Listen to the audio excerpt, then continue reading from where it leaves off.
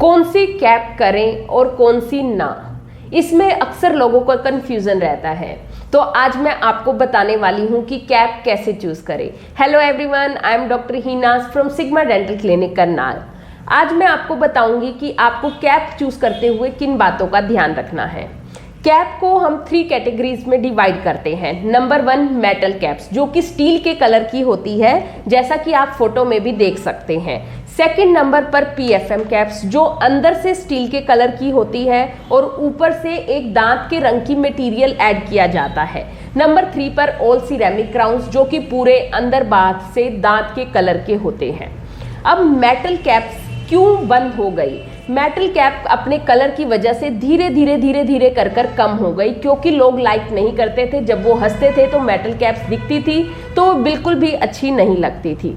फिर PFM caps, जो दांत के रंग की होती थी, उसमें मटेरियल आपके दांत की रंग की शेड के अकॉर्डिंग ऐड किया जाता था। अगर दांत येलो है तो येलो कलर में थोड़ा सा ऐड किया जाता था, अगर दांत ज़्यादा वाइट है तो उसको वाइट रखा जाता था। पर मेटल कैप्स जहां पर भी होती है उसके 2 साइड इफेक्ट्स होते हैं। एक मेजर साइड इफेक्ट ये है कि वो गम्स के कलर को वहां से ब्लैक कर देती है, यानी कि गम्स के कलर वहां से हल्का हल्का ब्लैक होने लग जाएगा, जो कि दिखने में बिल्कुल सुंदर नहीं लगता है।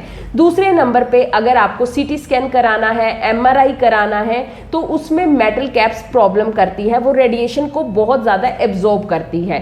तभी आपने देखा होगा जब भी कोई पेशेंट CT स्कैन MRI कराता है तो उसको उस टाइम पर अपने सारे यूटेंसिल, जैसे कि इयररिंग्स या कोई नेकलेस डाला है या कोई वॉच डाली है जिसमें मेटल है, तो वो रिमूव करवा दिया जाता था ताकि रेडिएशन कम से कम एक्सपोजर हो।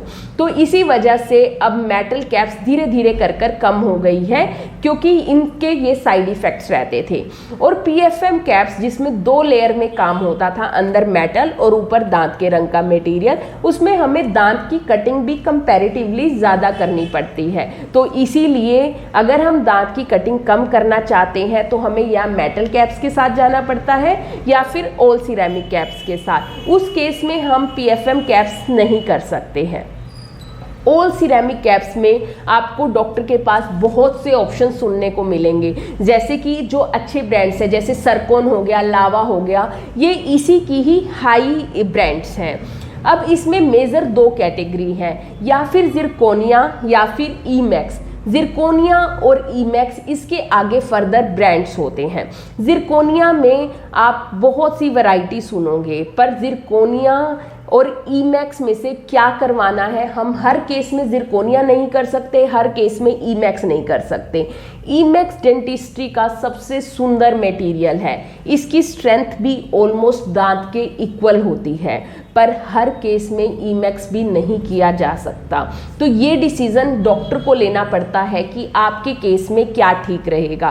कई लोग दांतों को बहुत ज़्यादा घिसते हैं, तो उस केस में हम पर्टिकुलर कैप के साथ जाते हैं। कई बार दांत गम्स बहुत ज़्यादा स्वेल होते हैं, उस केस में हम ईमैक्स के साथ नहीं जाते हैं। तो बहुत सी बातें डॉक्टर को देखनी पड़ती है, पर पेशेंट क्या चूज़ कर सकता है, उसको ईमैक्स कराना है, जिरकोनिया कराना है, ये तो डॉक्टर चूज़ करेगा। पेशेंट चूज़ करेगा उसको मेटल कैप के साथ जाना है, PFM कैप्स के साथ जाना है या जिरकोनिया के साथ। तो अब आपको ये कन्फ्यूज़न नहीं रहना चाहिए कि कैप कौन सी करवानी है और कौन सी नहीं। आप अपने डेंटिस्ट से इजीली आप अपनी कैप के लिए डिमांड कर सकते हैं। Thank you.